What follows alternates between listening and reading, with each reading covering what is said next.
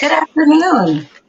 Welcome to our screening of the documentary film And She Could Be Next, which will be followed by a panel discussion featuring women of color leaders from across Chicagoland. Before we begin, I would like to acknowledge that we are on the traditional lands of the Odawa, Ojibwe, and Potawatomi nations in Chicago, which is currently home to one of the largest and most diverse Native communities in the U.S. My name is Lauren Pabst, and I'm a Senior Program Officer for the Journalism and Media Program at the MacArthur Foundation. And I'm Tawa Mitchell, also a Senior Program Officer for the Chicago Commitment Team at the MacArthur Foundation. We would like to welcome you on behalf of our co-host organizations, Cultivate Women of Color Leadership Initiative, a joint effort of the Crossroads Fund, Chicago Foundation for Women, Woods Fund Chicago, Walder Foundation, and the Chicago Community Trust. Cultivate seeks to build a cadre of emerging women of color, leaders engaged in social, economic, and racial justice movements, and whose collective voice and power can be leveraged to realize a shared vision of Chicago's region's future.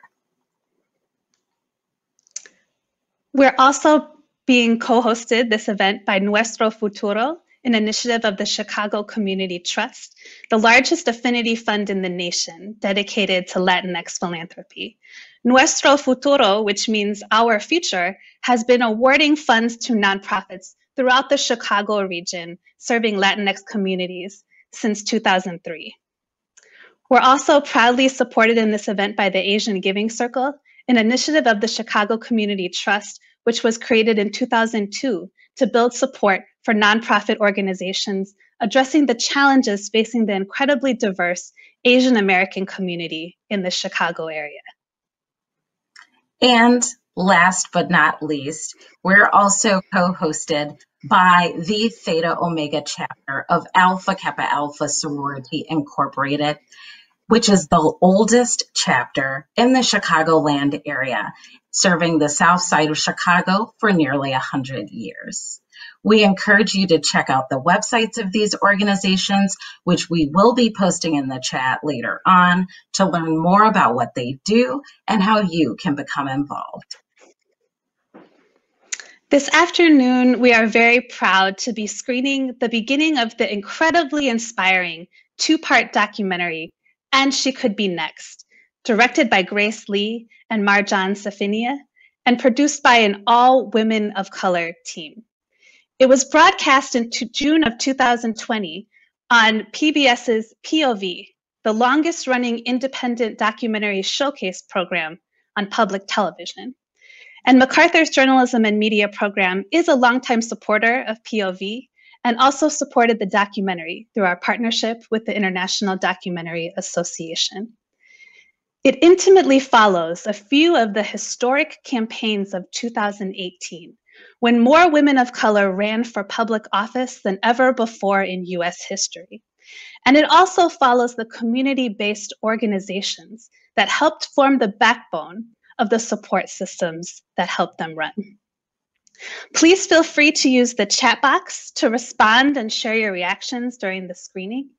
And after the film excerpt, which runs about 38 minutes, we will welcome 3 esteemed women of color leaders from around Chicagoland who will join us for a panel discussion.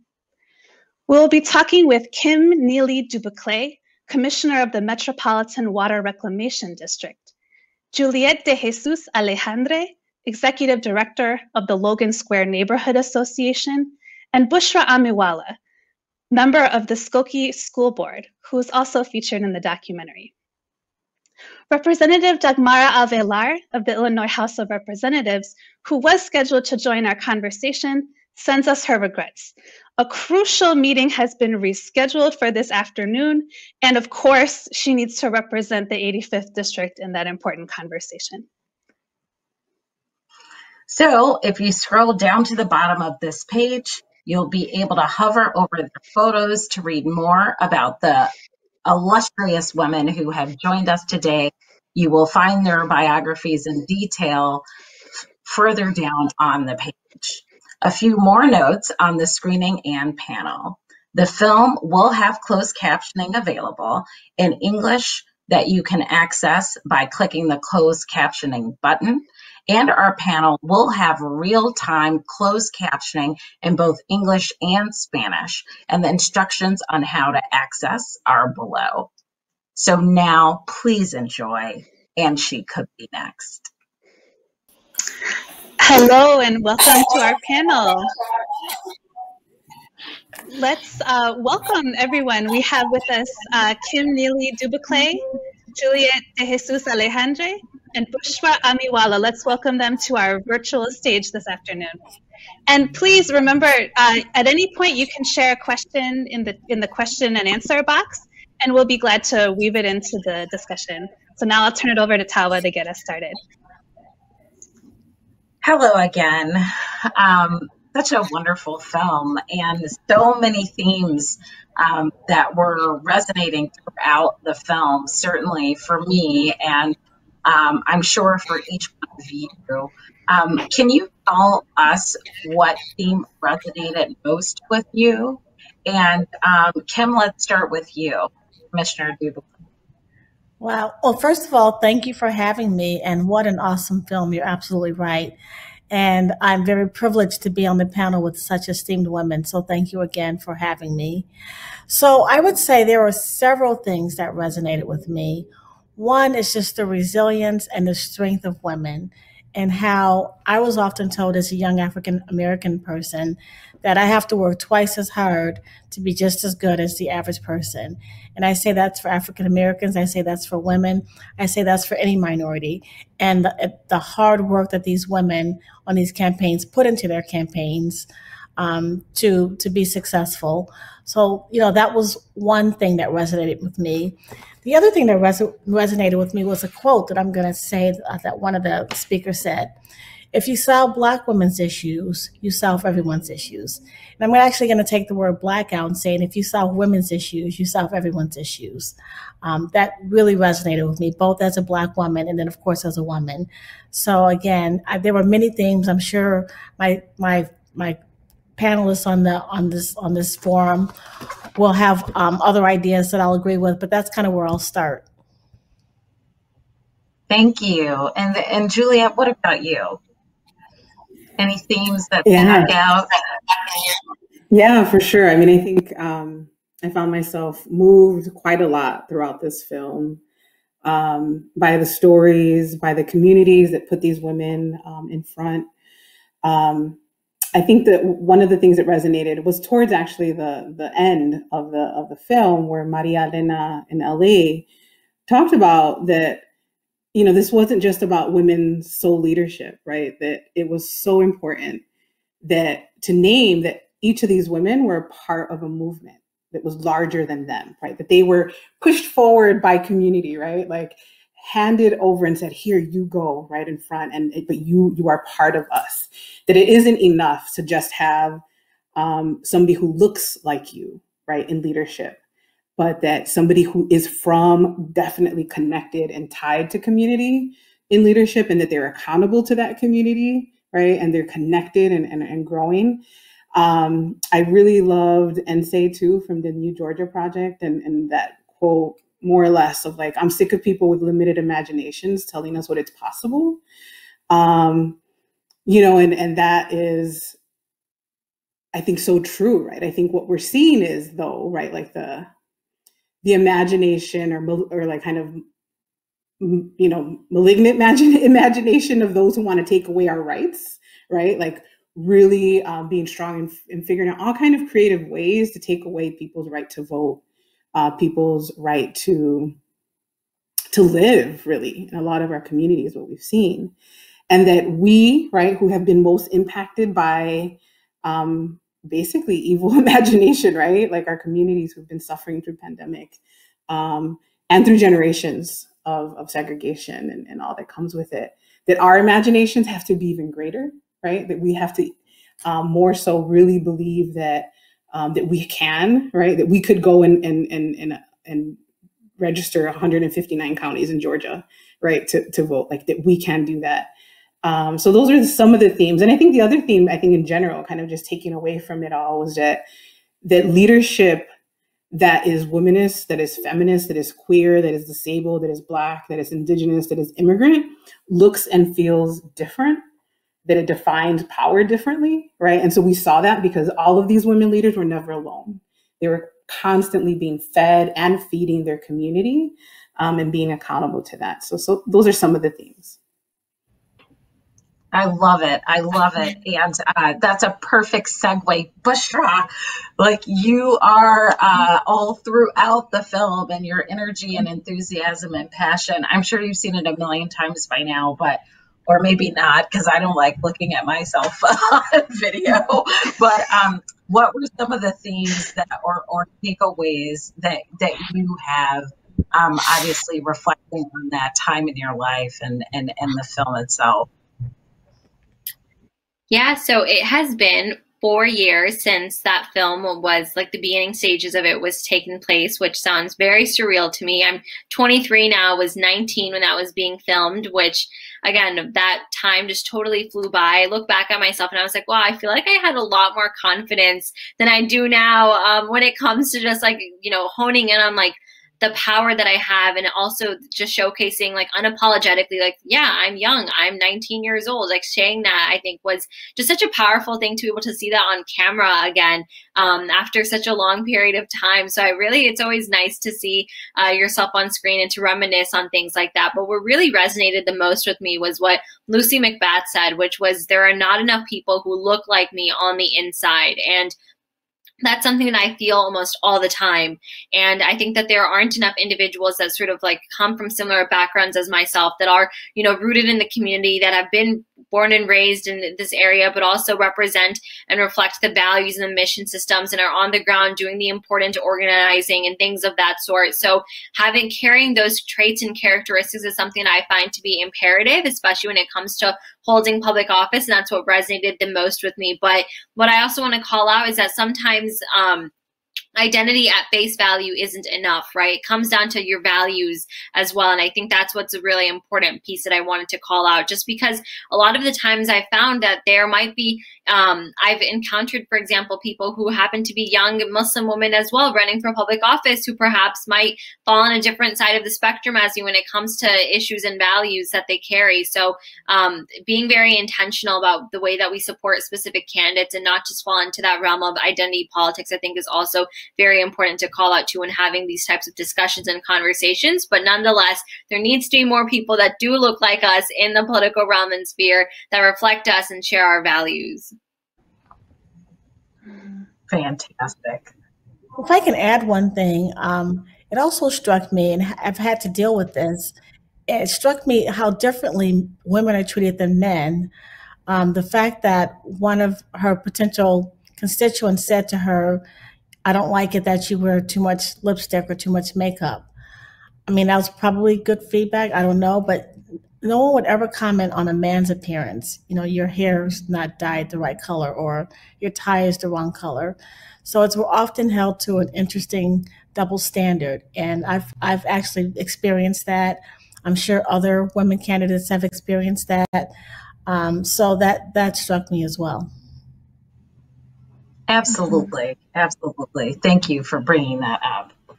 I think especially on the eve of Mother's Day, and that was something that resonated with me, how many of the featured candidates were actually moms, and they were doing this not just for themselves, not just for their own identity and representation, but also for the impact that it would have on their children's lives, or because of their children, they were inspired to run in this way. And I think that is critical. So I know Lauren had a question next for you, so I don't want to steal all the air out of the room. Thank you, Tawa. So for Commissioner Du Buclet, you were elected to the Metropolitan Water Reclamation District of Greater Chicago in 2018, and you previously served in the Illinois House of Representatives. And the agency that you're leading now is an integral part of the Chicago area, especially as we and cities around the country are facing the increasing impacts of climate change. So what inspired you in particular to run for this political office that you're holding now? Well, that's a great question. So when I was in the Illinois House of Representatives, I got an award with the Illinois Environmental Council for caucusing with them and voting with them 100% of the time. So I learned quite a bit about environmental issues, about how each of us can make a difference in the environment and potentially affect climate change. And so when I found out that one of the openings at the Metropolitan Water Reclamation District might be open, I decided to throw my hat into the ring for several reasons. One, as we've been saying, there aren't a lot of people of color, there aren't a lot of women speaking about environmental issues. So I feel if I can speak to people who look like me, who may not normally think about those issues, but if they see someone like them speaking to them about those issues, I might make a difference. And if I could just take 30 seconds to tell the audience exactly what the Metropolitan Water Reclamation District does, that might be helpful. So we are a countywide agency that processes all of the wastewater, stormwater, and rainwater that goes down your drain. So anything that goes down your drain, anything that you flush down the toilet, the water that you use when you're done running your dishwasher, running your washing machine, all the water that leaves your house, we take that water, we process it in one of the 7 reclamation plants throughout Cook County, and we clean it to make sure it does not enter our fresh water supply, which happens to be Lake Michigan. And Lake Michigan supplies 70% of the United States freshwater supply. So it's really important that we protect that resource and not take it for granted. Truly, thank you so much. Truly great information. Yes, I was going to say the same thing. Tawa, do you want to take the next question? Sure. This one's for you, Juliet. You have become the executive director of Logan Square Neighborhood Association, and it is an organization that will soon mark 60 years of advancing racial equity and civic engagement. And as a new executive director, the first one in 30 years, really, and a leader of a community-based organization that I know I have had the privilege of working with over decades now. Can you tell us more about the importance of civic engagement at the local level? Why is that truly important? Yeah, no. The first executive director in 30 years, and the first ever in those 60 years to be a woman of color.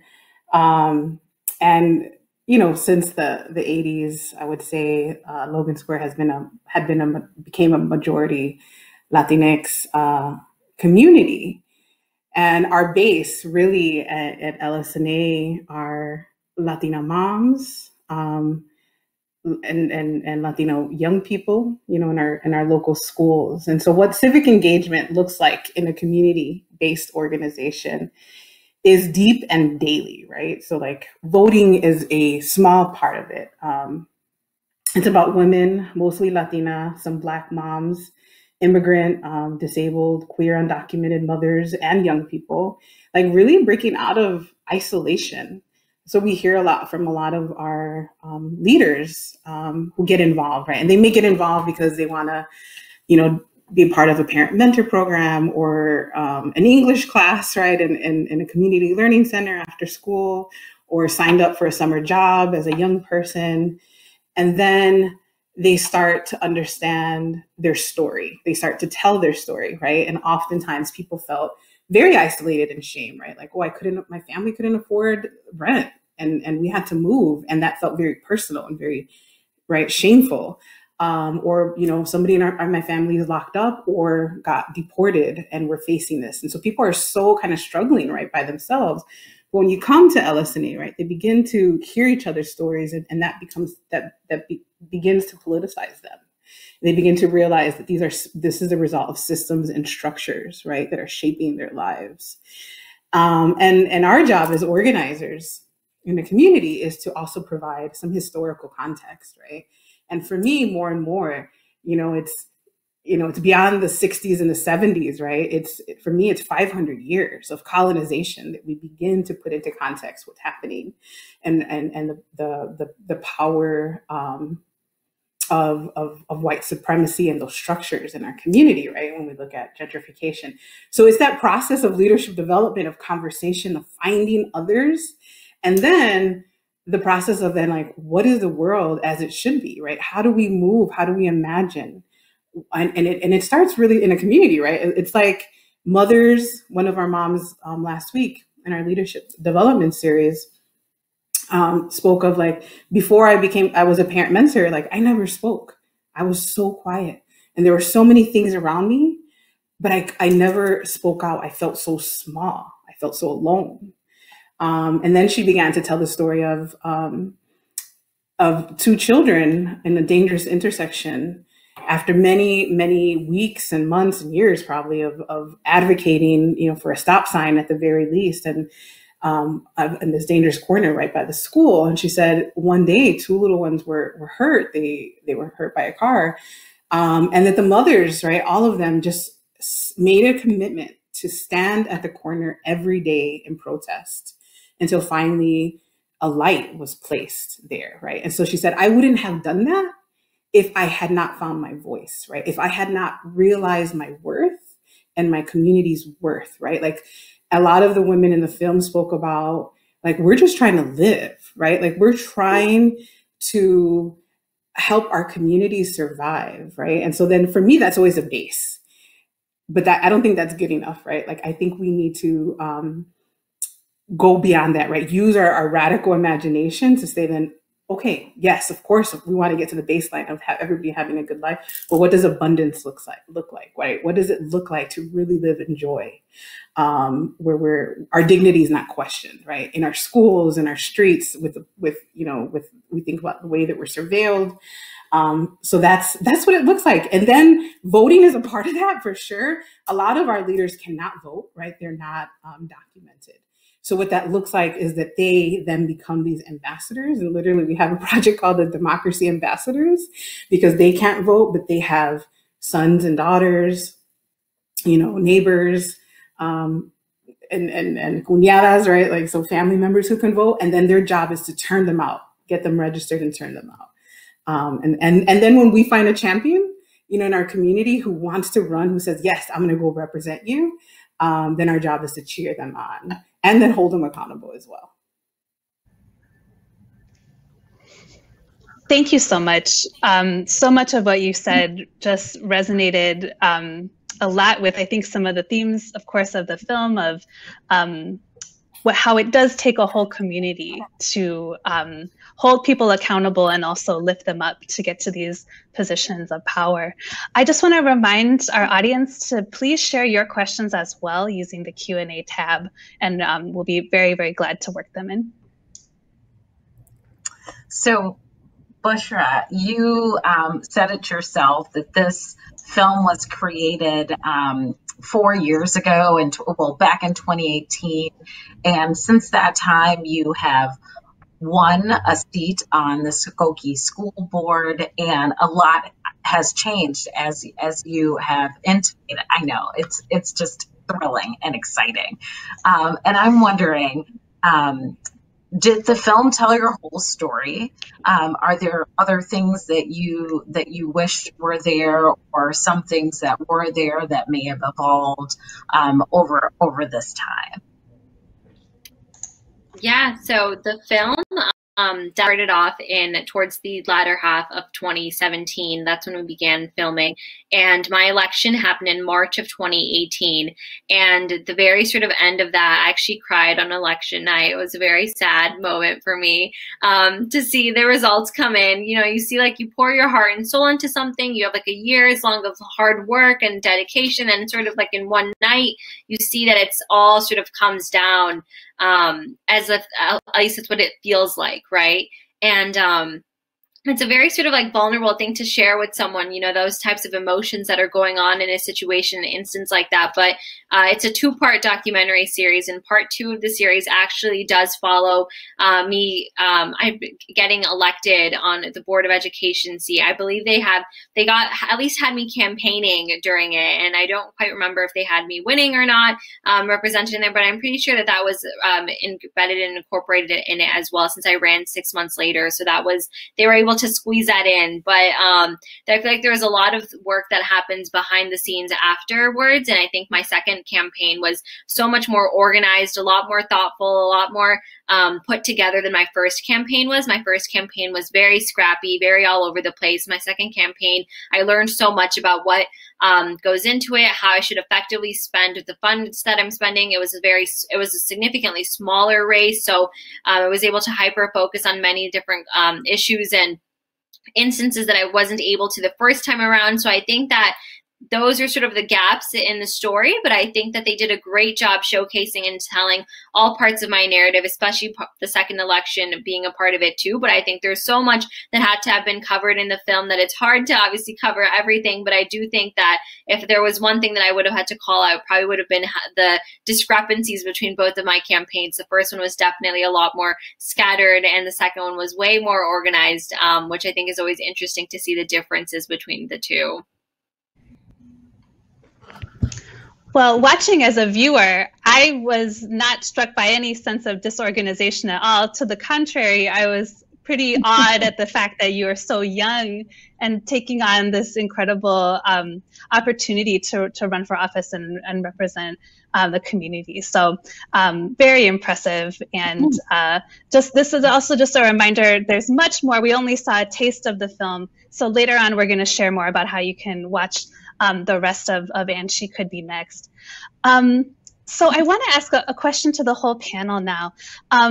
Obviously, this panel represents a diversity of backgrounds from African American to Latina to Asian American and American Muslim women in power as well.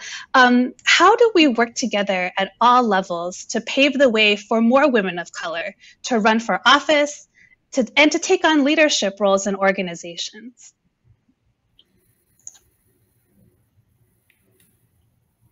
I could go. Great. Okay.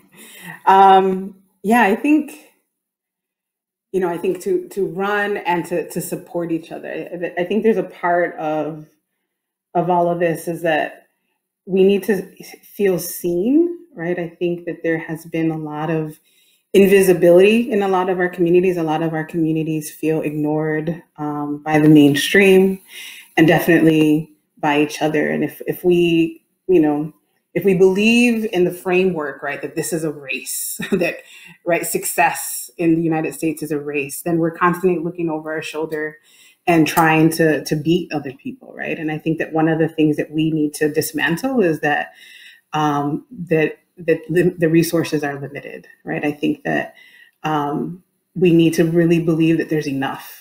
There's enough goodness, there's enough leadership, there's enough opportunities to go around, and that we're not each other's competition.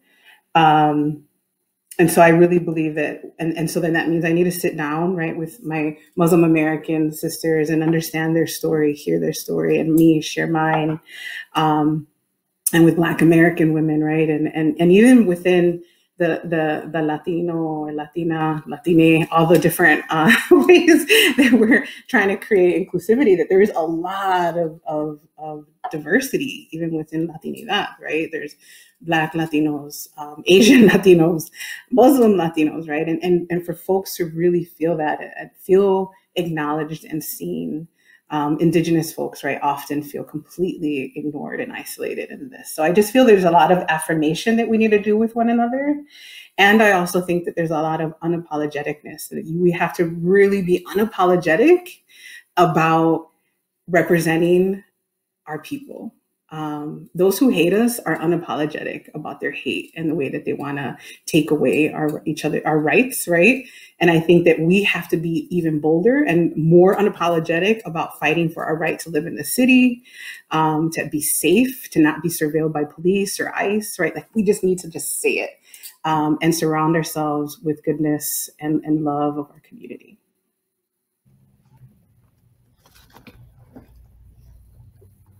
That is beautiful. I don't know that. Do any of our other panelists want to add to that? I would just add, be fearless. Don't be afraid. I often tell women, doesn't matter what your background is. You don't have to have a background in community organizing. You don't have to have an education in political science. It's find your passion. Find an organization that you want to help, find a public servant that you want to work with, and just follow your heart and be fearless. And don't worry about what your qualifications may or may not be, because it doesn't matter. Well, that is excellent advice. Oh, go on. Oh, yeah. I was just going to add on to what both of my co-panelists just shared. I think that both of them were super thoughtful in their answers and responses. And I would just add on to be a mentor to a young person. I think that's the best way to uplift another person into the political realm and sphere. And I think I wouldn't be where I am if it wasn't for the mentors and the people before me that paved the way and shattered the glass ceiling so I could walk through kind of easily. You know, I think there are so many different barriers that were in place that are no longer there for someone like me, for someone in my generation. And I think that having someone who sees leadership ability and potential in you and to recognize that and then to ask you to run for something is a very flattering thing. And also in those behind the closed door conversations, right? Making sure your name is somehow being brought up. It's sort of having connections with those folks and individuals. And I think what was said really well was that, you know, sometimes we've historically been told that there's only one seat at the table. And frankly speaking, that's not true. But that's what's instilled this almost competitive mindset into the eyes of many folks. But as women, it's our job and our responsibility to uplift and inspire one another.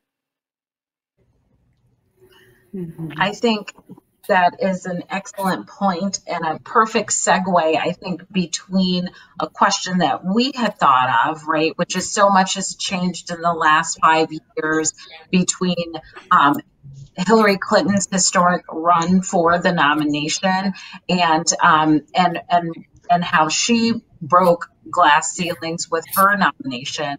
And then we now have the first woman vice president, the first vice president of Asian American and African American descent.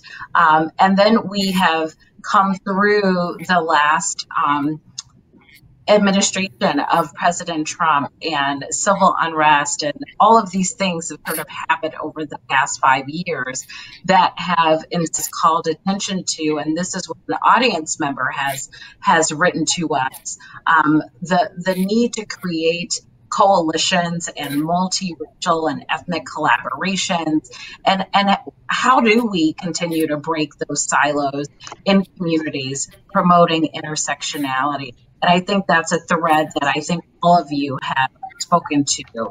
How do we work better together? How do we continue to do work that recognizes the sort of strides and challenges of the past 4 to 5 years that we've seen? And I don't know if, Kim, you want to start with a response to that question. So I would say, I'll start with this last presidential election. I think it's been proven that the turnout of women, particularly minority women, is what helped to get President Biden elected. And I bring that up to say that if we stick together, if we work together, if we fight for a common cause, whatever that cause is, we can be unstoppable.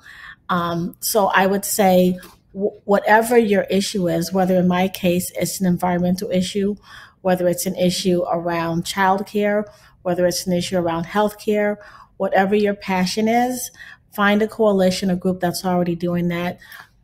Work with that group and coalesce others who are interested in that same issue to form a larger, stronger bond.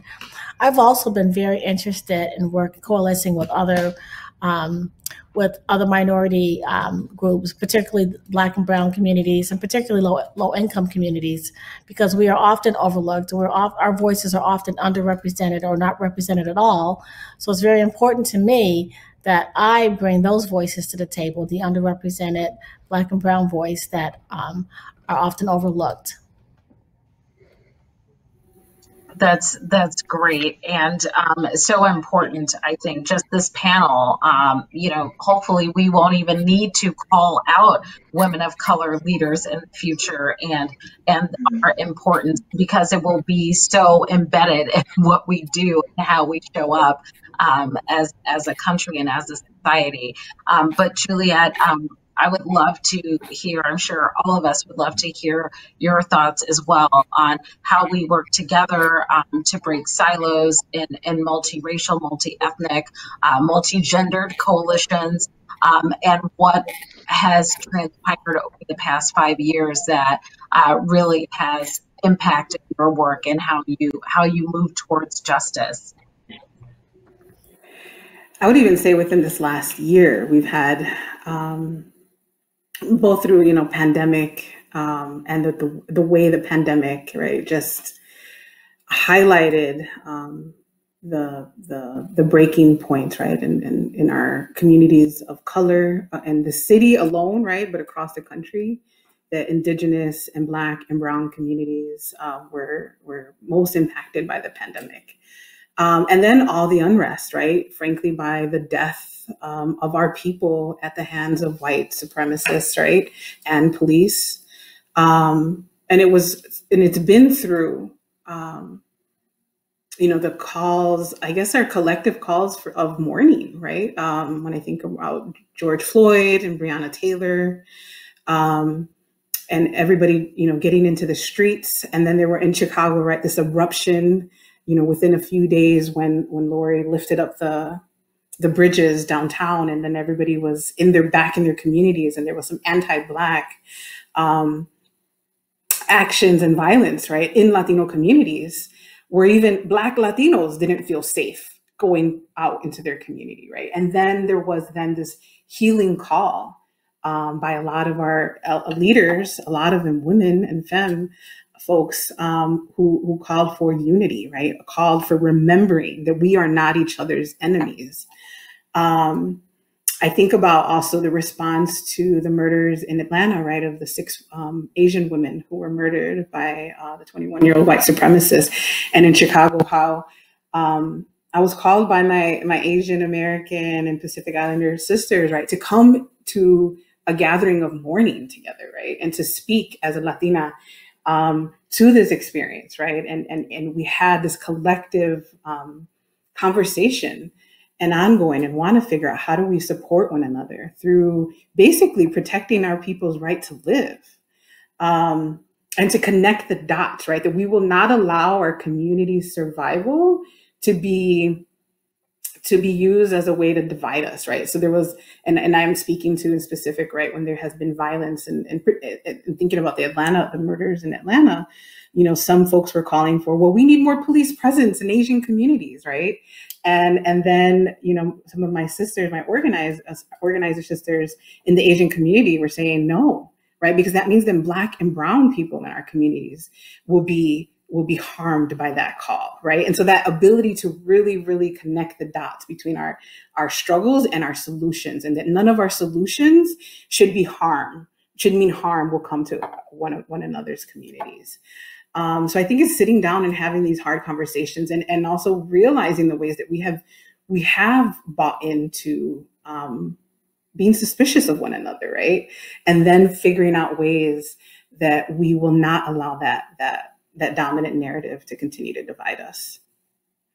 To pledge allegiance to each other, that's what I want to see. I love that. It's beautifully Lauren? said. Yes, I just wanted to see if Bushra, you wanted to add anything. You know, I think my co-panelist described it super well in terms of just how we can build coalitions with one another and organize together. I think a lot of us sometimes find ourselves doing this type of work alone, and it can be really lonely to be organizing on your own. And a lot of the times, like, I would find myself doing this type of work, and it would be, again, a very lonely experience. So doing it together is just a bit more of a healthy and collective form to do this type of work again anyways. And I think we've seen how, as a result of the 2016 presidential elections, there was the Illinois Muslim Civic Coalition that was built as a catalyst to what was going on at the national level. We realized that we had to organize and sort of come to and band together to really make a difference and impact in our local communities. And since then, the amounts of legislation that they've been able to pass and push forward has been so impressive in the state of Illinois. So I think that, you know, none of that effort would have been possible if all of us had been working on our own in our separate entities and in our separate bubbles. But it's that coalition that really shows that we're bigger in numbers, we're greater when we all band together, and it's the best and most effective way to move forward. Thank you so much. It just, you know, Juliet, what you said really resonates in terms of the power of storytelling in this work, and how it's mentioned in the documentary a little bit, like the unfamiliarity or the narratives that are about pushing the idea of separateness and zero-sum kind of situations and resources. They need to be counteracted. So just another really important reminder there. And thank you all so much. I have one more question before we go to we have some wonderful questions coming in from the audience as well, so thank you for those. But, you know, if there's a young woman watching this, or a young gender non-binary person watching this, and really getting inspired and saying, you know, maybe I didn't see a leadership role for myself before, but maybe I see it now. Do you have any words or resources, just anything that you would say to them just to prepare them or to further inspire them for this kind of leadership role? Can I just jump in and say that we need women at all levels, whether they're at the top as the leader or whether they're working behind the scenes supporting the leader, because even the support people are just as important as the leaders. So we need people everywhere. So someone may not feel comfortable in the beginning, you know, taking the top spot. So maybe they start out helping someone behind the scenes, and once they see how things work and get their own support and their own ideas, then they can possibly rise to be the candidate. But again, I just think we need women involved at whatever level that they want to get involved in, and it doesn't necessarily have to be in the top leadership role. And just a couple of resources that I would add on. There is Ignite, which is a national organization that trains specifically young women to run for political office and to be politically engaged and civic minded. And then there's also Vote, Run, Lead, which is another incredible organization that also trains women to run for office. And then there's also the Andrew Goodman Foundation that also helps increase civic participation amongst people just in general, not whether you be young, old, whatever that looks like. So those are three really cool organizations that I've actually had the pleasure and privilege of working closely with alongside. And I've actually been trained by Vote, Run, Lead. When I was first seeking to run for public office, I took one of their online virtual trainings, which was super cool to have had those resources out there. But I remember when I wanted to run for public office, I just Googled, you know, how to run for political office, and nothing really came up. There wasn't like a quick, like, one-stop shop, but now there are so many organizations that sort of have centered their core mission and focus around this as their core value and belief system. So there is a lot in place. And there's also Run for Something, which is an amazing organization that specifically speaks to increased participation and representation for young people, millennials, people of color, and people from different minority backgrounds in the political realm and sphere. So I just threw a handful of organizations at you all, but hopefully one of them resonates and serves as that golden ticket as to what the next steps would be for you. Oh, okay, then I have to throw in a plug then for I Will, which is Illinois Women in Leadership, which is a program that I went through, which was founded by Loretta Durbin, Barbara Flynn Curry, and other prominent women in Illinois. And much like the program she just described, it trains women who are interested in public service or political office.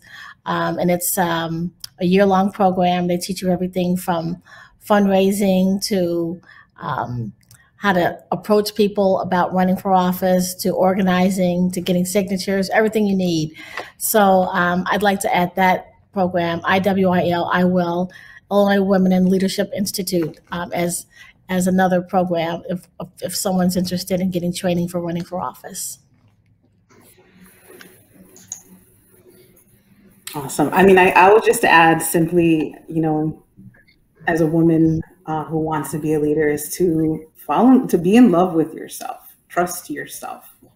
I think especially as women of color, we have plenty of life experiences that have taught us the opposite, right? Like even directly told us that what we thought didn't matter. And so I really, truly, and now at my age, just really understanding what it means to truly love and choose and trust myself. And that it's, beyond intellectual, but in my body, right? What does that mean every day in a conversation when I show up in a room and I feel that I don't belong there? What does it mean to trust and choose myself, right? And my experience. And that really comes with loving your people. So my recommendation is to really love the people around you. Talk to the grandmothers, the elders, the other young people. They are your resources, right? The wisdom that you need to be grounded in the lived experience of what people actually need and want and dream of in their community. And I think you need to be really a part of movement. Like you really need to be a part of a community that's fighting for justice and has a vision and has an organization and a plan to get there. And so, because you're going to learn how to compromise. You're going to learn what power looks like, right? You're going to learn what your voice sounds like, how to push, how to sit back. And for me, study history. I think we really need to understand that, yes, policy change is important, but the ultimate goal is ultimate liberation, so that we all can live. Juliet, you keep taking us to church or to whatever house of worship or some kind of spiritual place that you are taking us to. And it reminds me of another brilliant audience question here from Alejandra, which is really about liberating one's own internalized oppression and reimagining our own lives towards and society towards justice. I want to get her words right. And that is, it's more than a notion to believe in yourself, believe in your leadership, especially for women of color.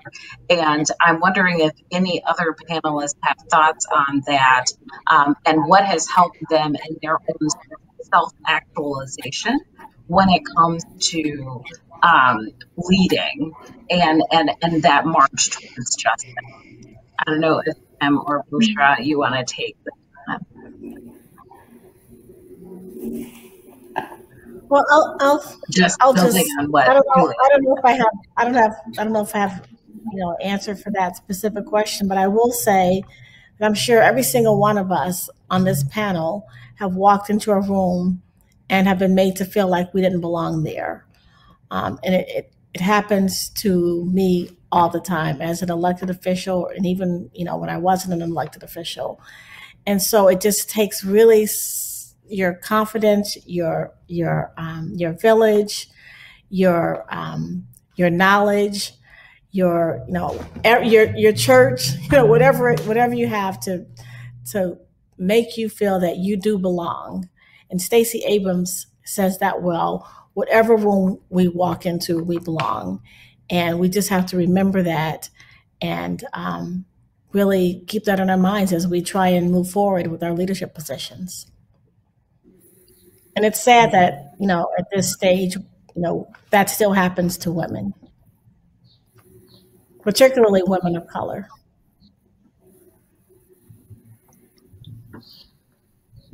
Yeah, and just to add on to that, I think the self-actualization piece that you mentioned is very interesting. But people oftentimes ask me, they say, Bushra, you have ageism, racism, sexism, and Islamophobia all sort of simultaneously working against you. How do you combat that? And it's to be unapologetically Muslim. It's by sort of embracing the fact and like unapologetically sharing that, I'm the youngest Muslim elected official in the United States. Like, the reason why each of those little segments are brought up in my title is because each of those carry a role and factor, and in their own way have their own sort of difficulties and challenges that are sort of working against me. And I tell this story about how I was at a political event, and this man came up to me and shared this very sort of ignorant comment about how all the Indians in my district are illegal and can't vote for me. And any justified response I would have given in that situation would have either been attributed to my age, oh my God, Bushra is so young and immature, how could she have said that? Or my gender, like, wow, her hormones must be whack, it's probably the time of the month. And there's no winning in a situation like that. So I think it's really challenging to sort of come to that place of self-actualization when you have all these external factors and elements working against you, which is why I think it was so important that was just said about like loving yourself and like doing that wholeheartedly. And I truly do believe that as well. And it's a journey that I'm still on right now, and I'm still working on every day. But I think that that's where it comes from. It comes from an internal place first, because externally, there's a lot that will prevent you from getting there.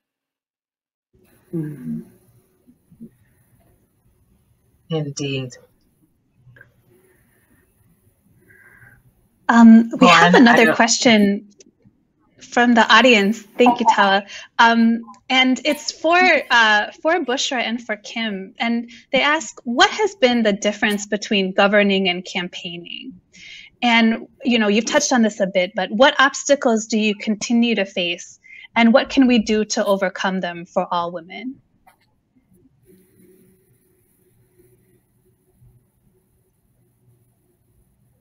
I can quickly jump in here, even though I have way less experience than Kim when it comes to the difference between the two, so I'll be brief. I definitely think that campaigning, at least for me, was a lot of asking for things. And it takes 100% more time to campaign for public office than it actually takes to hold public office. By no means am I trying to diminish the time commitment that goes into public office. But what I will say is that campaigning was a 24/7 cycle. You're always sort of thinking about the next thing. You're always working for this common goal, this cause, and what you're working towards. And when you're finally in public office, at least for me, I serve on the Board of Education, which is a governance board. So my hands are oftentimes tied when it comes to a lot of the changes that I want to make. For example, for curriculum, like that's something that I'm very passionate about, having equitable curriculum taught in classrooms, specifically when it comes to history books, because why do we only talk about people when we're talking? Why do we only Jewish people when we're talking about the Holocaust? Why do we only talk about Muslim Americans when we're talking about 9/11? Like, this really bothers me that this is the way that our history is shaped in this lens and narrative. But when I wanted to sort of bringing change to that, they're like, well, that's done at the state level and that's mandated there. So there's lots of checks and balances in place, and that make me feel like my hands are sort of tied. And I think that that's what you'll find with the governance board in particular. But with that being said, it's very cool to sort of know that you've made it. Whereas when you're campaigning, like, everything's really up in the air. Like, you have all these policy ideas. And what I find that now when I'm actually at my elected official role now, a lot of those ideas that I had, I actually am not in a position to actually implement those. They kind of fall out of my jurisdiction. My jurisdiction is super limited on the Board of Education, which is why I definitely do have sights and aspirations to run for higher public office one day, which kind of ties into that. And it's definitely not something I had. If you asked me, 1 or even 2 years ago, I think I was super burnt out from campaigning then, but now I feel very energized and want to make an impact and difference on whatever scale and capacity I can. And I think it really just depends on what position and title you're serving on. I would agree with everything you just said. When you're campaigning, you are literally running 24 hours, 7 days a week. You're constantly thinking about your opponents. You're constantly thinking about your policy. You're educating the public on exactly what the office is. You're meeting a ton of people, a ton of organizations. And you're just kind of all over the place trying to get your message out. Once you actually get into office, as Bushra said, you're actually implementing the policy or trying to implement the policy statements that you ran on. And as she also stated, you'll find that you can't implement the policies on your own. You have to build coalitions. You have to get buy-in from other people. So oftentimes it's a lot more difficult to implement the things that you had ideas for when you were running. And it takes a lot more time than anticipated, which can be frustrating because oftentimes we're so excited and so willing to do the things that we campaigned on, and we find out that things don't move quite as quickly as we thought they would. And everyone may not agree with the ideas that you had, so it takes a lot of working together and convincing and patience to get your ideas actually implemented.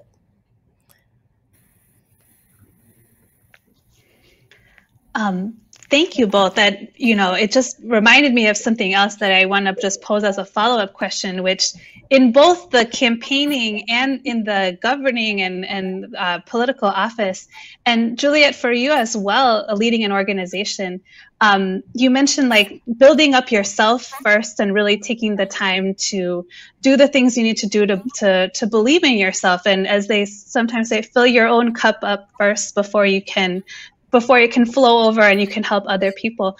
What do each of you do to kind of maintain your own kind of spirit, and how do you think about that self-care when you're running at 1,000,000 miles a minute, doing all of these things that are necessary for your role, for your day job, for the role that you're running for, as the case may be, working in community, taking on all these challenges that come up so quickly and yet never seem to stop.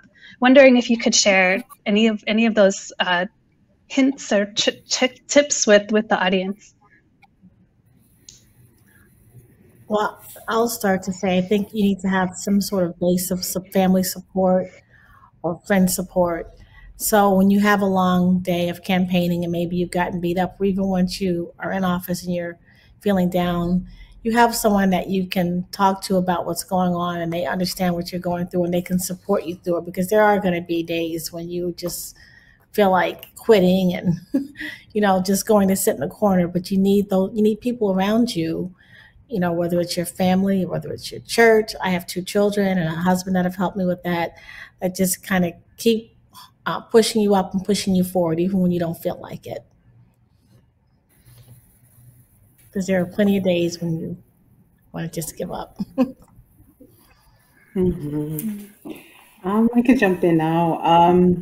I have a daily practice, and I've had one probably for at least 5 years now, that includes some kind of movement, and that changes. So sometimes it's dancing, and lately it went from walking to like jog walking. I'm very proud of my jog walking, but even the movement stuff, right? For me, it's meditative. So I have a very strong meditation practice of sitting, even if it's for 5 minutes, but I try to go longer.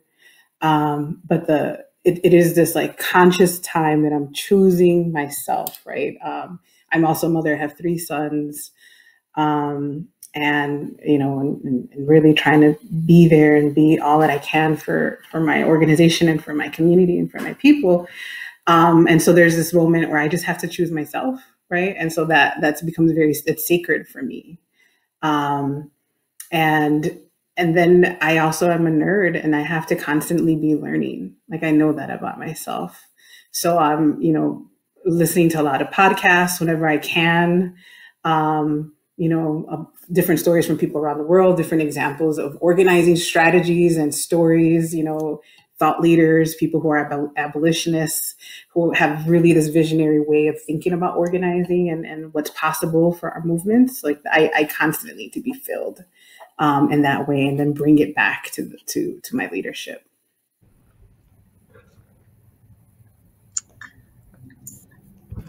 And thank you. That was very generous for you to share that with us. Sorry. Go ahead. No, I didn't know if Bushra wanted to add anything about self-care. Sure.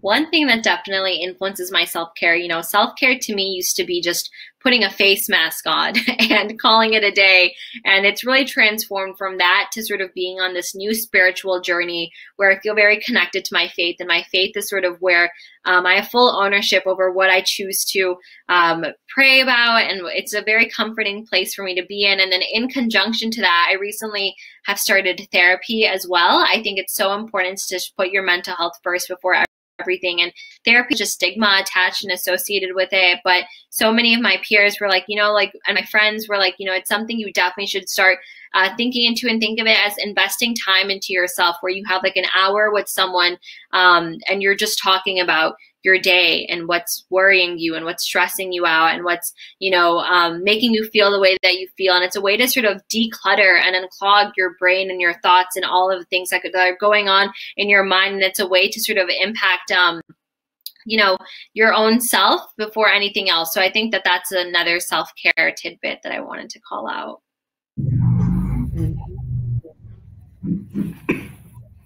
Thank you so much. We have a question from the audience that might be one to close out this segment, and that is about the personal or professional role models that have impacted you in your respective journeys. And I think it's so important to all of us have that person that has helped us along the way or inspired us to keep going and do what we do. I don't know, Commissioner Du Buclet, if we can start with you. Wow, I've had quite a few role models, women who ran for office before I did, some of the Black women in the General Assembly. I don't know if I want to name anyone because there's so many and I don't want anyone to feel slighted. But, most women in leadership and elected positions or running large organizations, I look to for guidance, for leadership, for advice.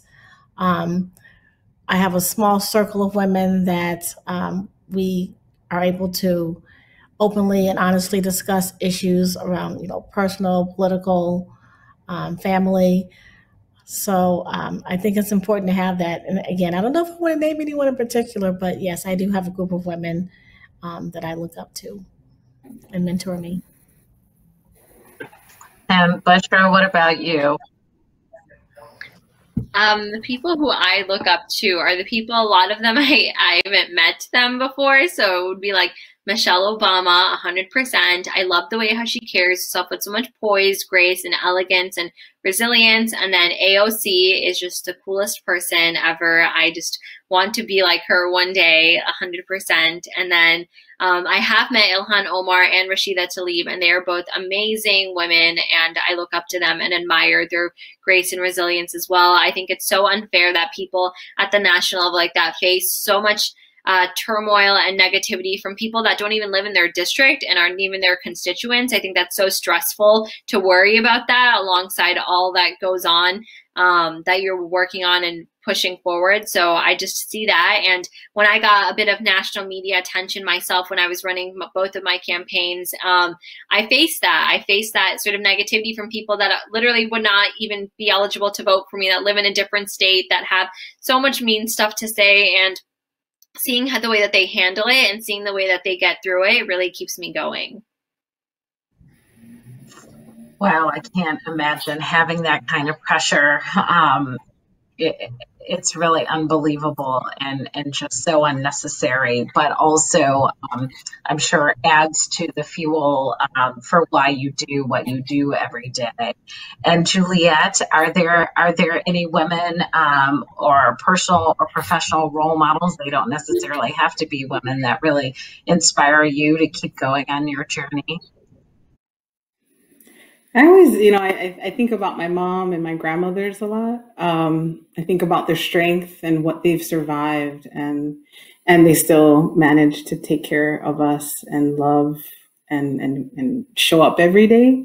And I also think about like what they weren't able to do, right? Like the way that they framed, right, love, that it was all about self-sacrifice and about everybody else. And so that also mentors me, right, to think, to build a life that's different, where I include myself in that love, because I know that it's necessary for me to be well.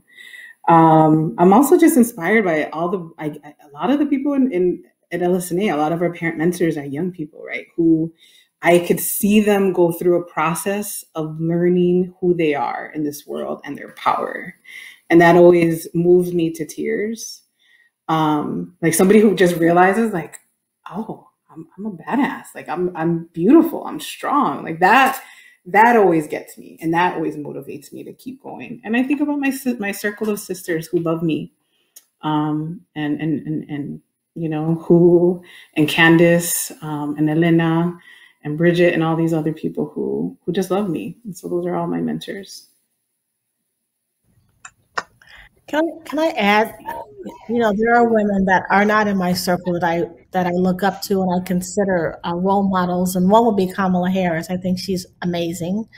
I think even though she's not a woman, Barack Obama and Carol Moseley Brown. I just think any woman that has a first, Shirley Chisholm, Barack Obama, Kamala Harris, anybody who is a barrier breaker, I just think it's much harder for them as the first. And so those people are always ones that I look up to for inspiration and for guidance and leadership. Thank you all so much. Oh, sorry for cutting you off there. I just wanted to see if anyone on our panel has final thoughts, things that we didn't get a chance to touch on, anything else that you want to share with us this afternoon. You've already shared so much, and we're really grateful for your time and your insight. Just thank you all. Thank you to everybody who's watching this. Thank you for the film, you know, creators, director, producer, everyone, and you too, for creating the space and this important conversation. So thank you.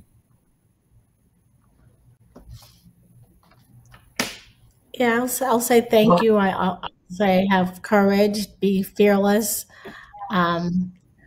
Don't let any self-imposed limitations stop you from what you want to do.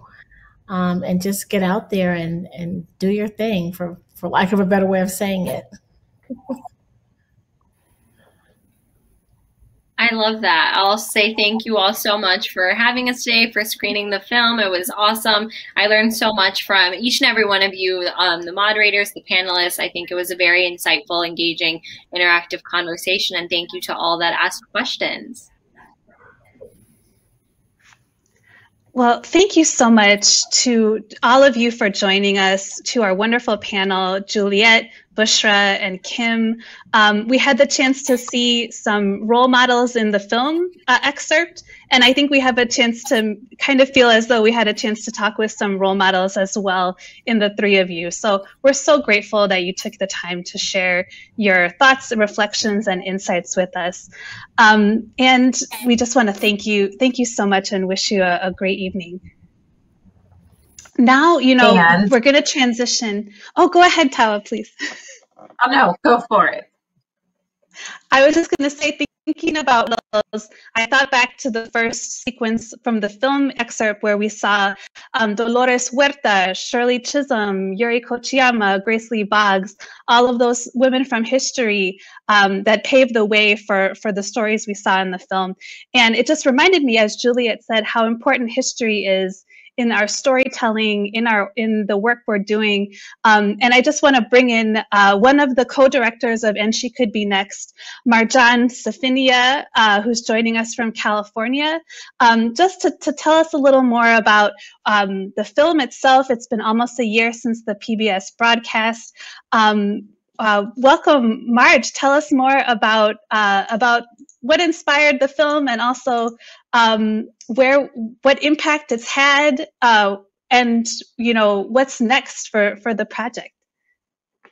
I appreciate that. Thank you so much, Lauren and Tawa, for organizing this. It's been so nice to just sit back and listen to these women talk, because you know, as a filmmaker, you make something and you hope it lands, and to hear them reflect on exactly the things that we wanted to land has been really lovely. And I brim over with pride every time I get to share space with Bushra, who, as she said, was a young thing when we first encountered her, and she's just growing into such wisdom and brilliance. So it fills my heart with pride.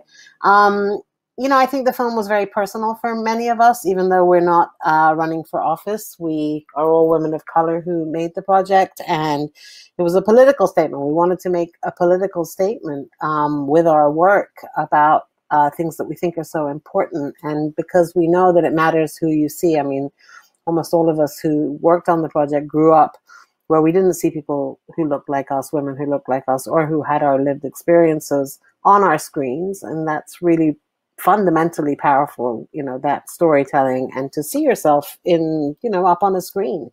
And what we have seen is that seeing other women who are doing it begets more women. So you mentioned at the very opening that 2018 was a historic year for women of color running. Well, 2020 outdid 2018, and I anticipate that flow will keep going.